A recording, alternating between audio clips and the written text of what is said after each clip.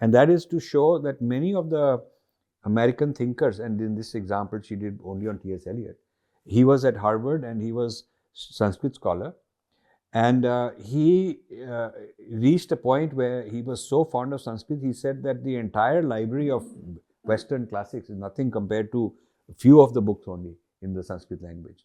And then he said that because of the mantra and the effect of the mantra on the psychology of the person, his mind is changed because of the mantra. He says that he's drawn so much into it that if he continues going, he cannot call himself a Westerner anymore. So he chooses that he will stay and remain an American Englishman, because giving up his family and friends and all that is too much to do. And to almost like to repair the damage that Sanskrit has done to erode his idea of being a Westerner, erode his idea of being a Christian, because Sanskrit has kind of taken over so much of his life.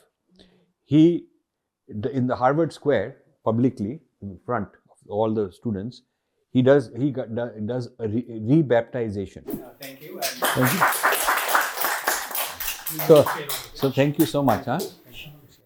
This is beyond my expectations, this place.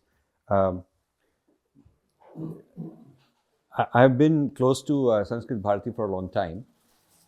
I know Chammu Krishna Shastri is one of the founders. But can you see me if I sit?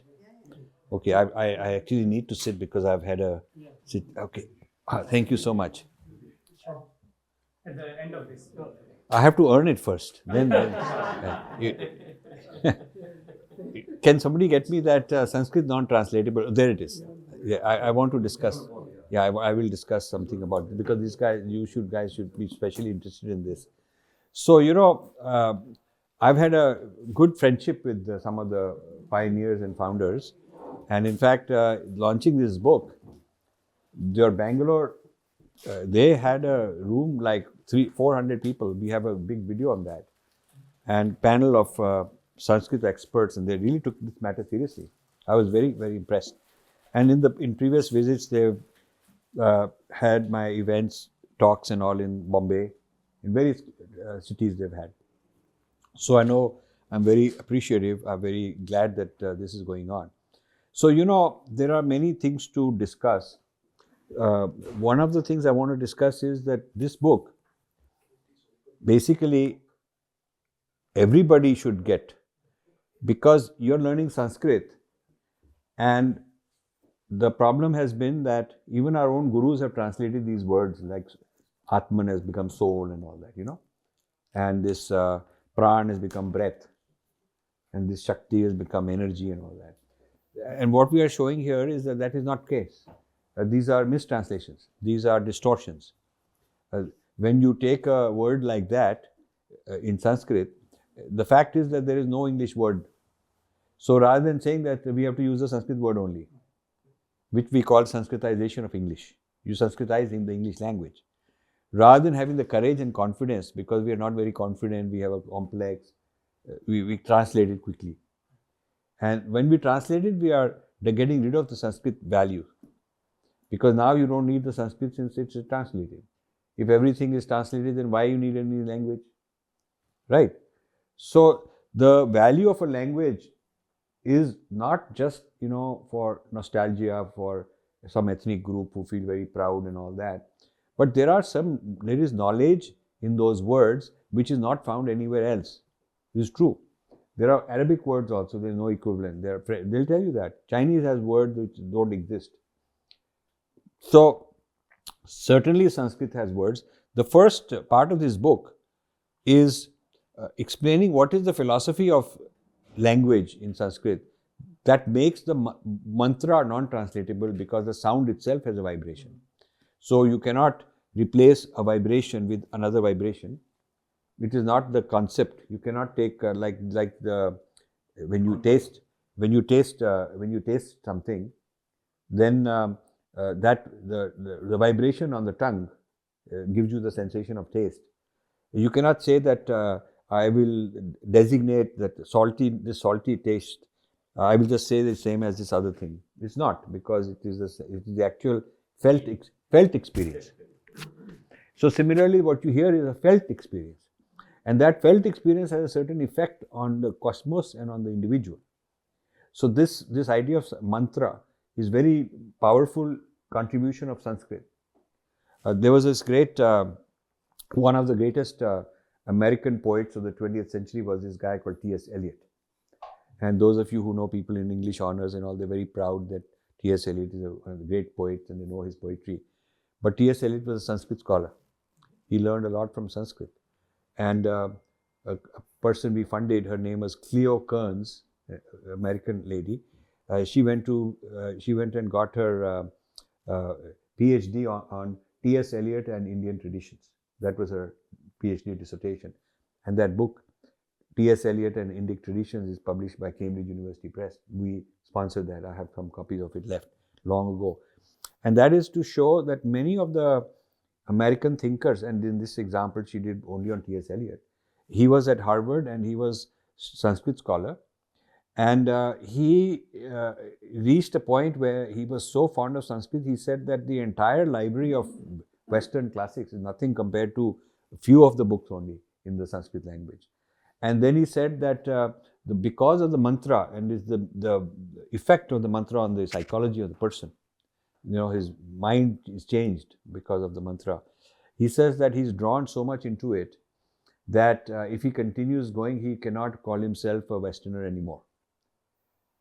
And then he writes in his letters to his family that this is the dilemma I have, that if I continue this thing, then I cannot be a Westerner anymore because my thinking will be so radically different. And then he says, I have to make a choice. If I do that, then I should go to India and settle there. But then I will lose my family. And so he keeps struggling with it. I have quoted all that in my books. And he says that, so I have to either give up Sanskrit, that the shraddha, the kind of intimacy with which I'm taking in Sanskrit, I have to stop that and become alienate it as something safe outside. It stays outside of me.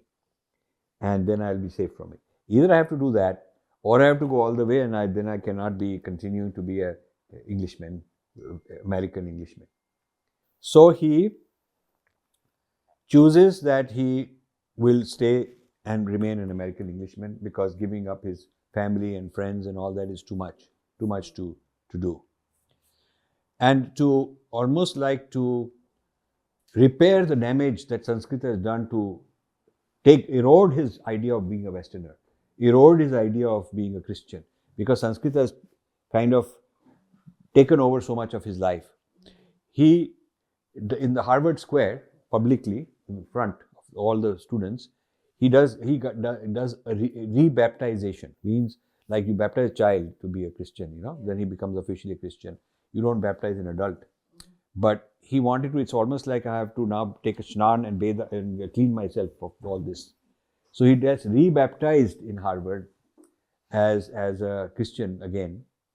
And then thereafter he says, now my relationship with Sanskrit will continue as a kind of a foreign language, but it is no longer that mantra effect and all that. So this is a very important experience, this story to tell our students. That's how powerful it is, that he felt that he's going to be shaken over, swept off his feet. And he has to decide. Because if he wants to remain who he is, then he has to stop this power of the Sanskrit because it's so powerful. His explanation of what is pran, what is mantra, is so profound for a Westerner. So, that is what I'm saying, that Sanskrit has that power. And so if you don't translate some very special words, and just introduce them in the English language. Let people speak English, but use those words. What happens is, with the constant use of those words, those vibrations keep coming inside them. And they will gradually transform. Without even knowing, they will transform their whole thinking. And that is what I'm calling the importance of Sanskritizing English. You will be making a contribution to the United States by Sanskritizing the language. Okay. Now, I give talks on all kind of things. Sometimes some are based on books I've written, some are based on books I'm writing. So the Indian embassy here invited me long ago to give a talk I think I gave a talk on mind sciences at that time. And then there was a related to it another talk attended by a lot of these Washington Indian elites and some American political people and all that. And the topic I chose was the Sanskritization of English. Now, it's a huge gathering. I don't know my way around Washington, so I don't know exactly where it was. It was a very big hall, beautiful hall. They had nice dinner afterwards. And so after that, so many of the Westerners came to me and said, this is something we never thought of, that we can enrich our language by incorporating Sanskrit words and mantras. So I said, many of you who practice yoga and go to some temples and Hindu stuff you're practicing mantra anyway, but now if you do it more formally, it will have a huge effect on you. So they were very fascinated. But guess what? The Indian embassy was very concerned. They called the organizer and said, what is he doing? It will be controversial. It will be controversial, sir. Ye kya bol raha hai? What will happen? So, let me. So this is the problem, our own inferiority complex. Problem is our own inferiority complex, this kind of a thing. And I've had this problem many times that, you teach your kids that now in this book we have 54 words. Each one we have explained in great detail with diagrams. We explain what it means and what is the normal translation and why it is wrong. If you translate it, what is left out? If you translate it, it is not the same thing. It means something else. You see. So, my idea was to do 108, but I decided I'll do half 54 and the other half, who knows, if I have enough life, I will do another volume of this also. But we have, there are diagrams. I mean, this is a book you should read, like, Vak. There are 4 levels of Vak. You guys already know that. And so you look at Itihas and Purana is not the same thing as history or myth. These kind of things sadhana is not the same thing as spiritual practice. Why? Why is it not the same? So Vedic, we have got a whole the metaphysics, because our metaphysics is different. So a word is making sense according to our metaphysics. When you translate it and replace it with an English word, then you've changed the metaphysics also. You've changed the whole philosophy that you are subscribing to. So if there is one book that Sanskrit Bharati people should include in its curriculum, it is this book.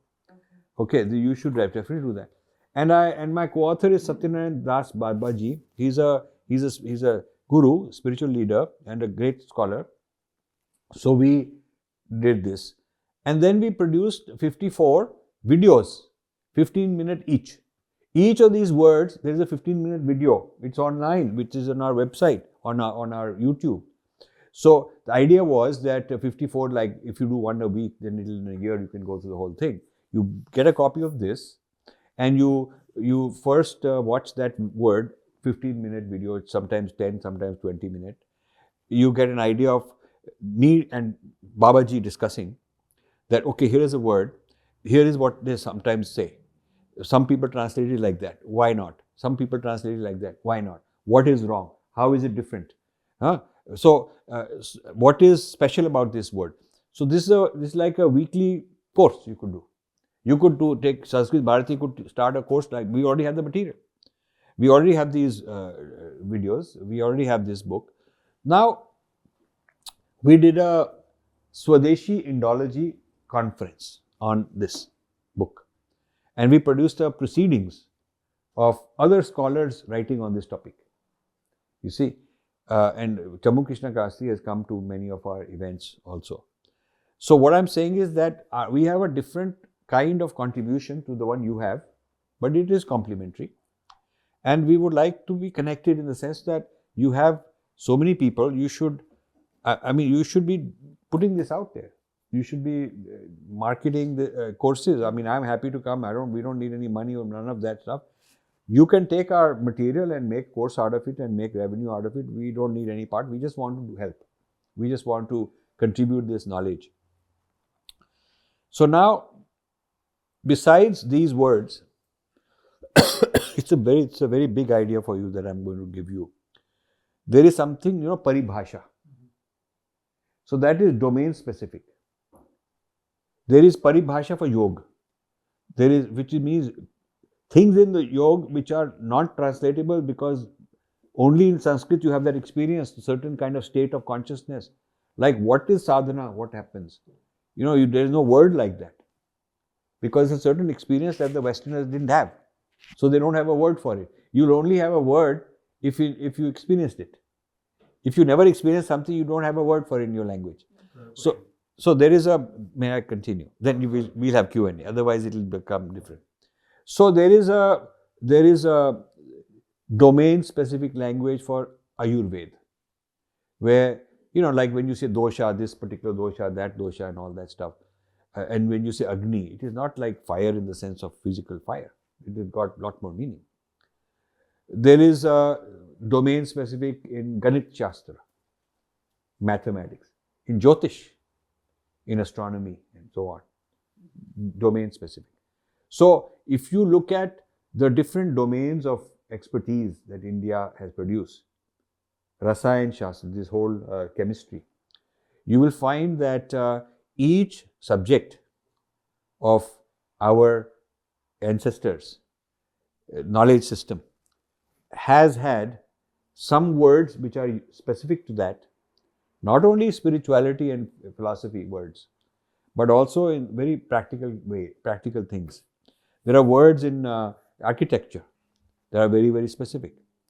So we didn't have the resources, but my vision was, still is, that we would like to make little books on each domain.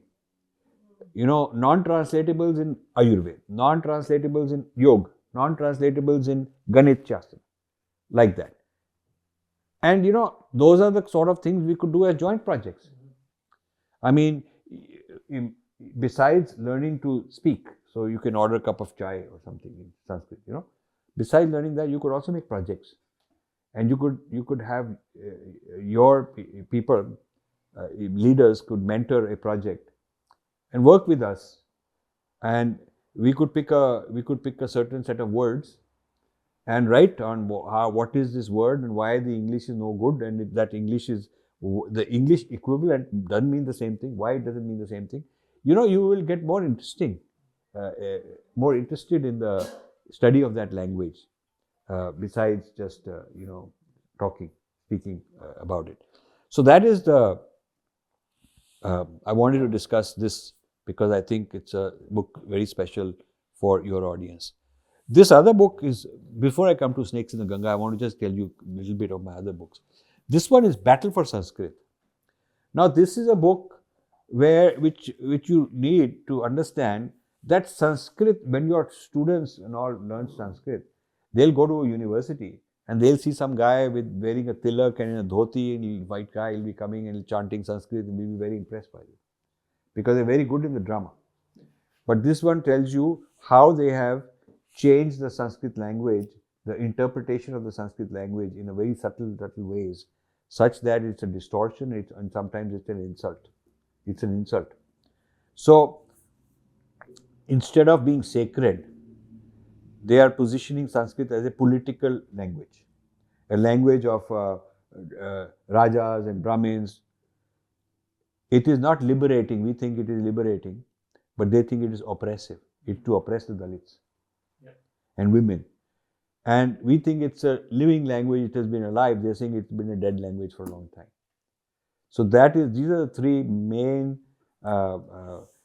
issues I find in the Western treatment of Sanskrit, from Harvard to Columbia University to University of California, University of Chicago, you name it, Georgetown, right here, everywhere, not just Ivy League, wherever they teach Sanskrit, they are teaching their way. And our Pandits did not even know there is a problem like this. The Pandits did not even know. I went to the Rashtriya Sanskrit Sansthan people. They are shocked because they have been calling these same people I'm criticizing, they've been calling him every year and giving them all this award. This fellow, Sheldon Pollock, who's the target of this book, he got Padma Shri. So is there a risk that, as you said, how much of the students from our, the children, is there a risk for them to learn Sanskrit in the in the universities here. Yeah, because you need to know because what. they are misinterpret or Yeah. misteach. Yeah. So let's come to the Q&A in a while. But the short answer, because I want to take all the questions, but in a while.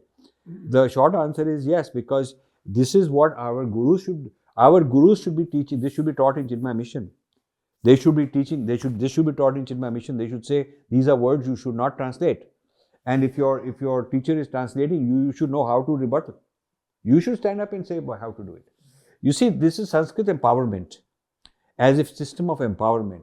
Not just we among each other quietly we talk to each other like that. We are ashamed to make it public. It shouldn't be like that. If you want the Sanskrit speaker to come out with pride and confidence, then you should equip him with some words so that in any discussion he can say, I got certain words which I'll explain to you in detail, but you don't have any such word in your language. And they have to also be able to argue with university professors where the findings show that those guys are distorted. Some of them very deliberately distorted. They're very extreme leftist people who've taken hold of Sanskrit, and they're manipulated, come up with a distorted view of Sanskrit, and this is what's being propagated. And our people in India, because some Gora Sahib is saying it must be right, and they're very happy, very impressed that this white person saying all this, and everybody send you these WhatsApp and these messages saying, wow, this white guy is speaking Sanskrit. That is what the problem is. It's our own inferiority complex.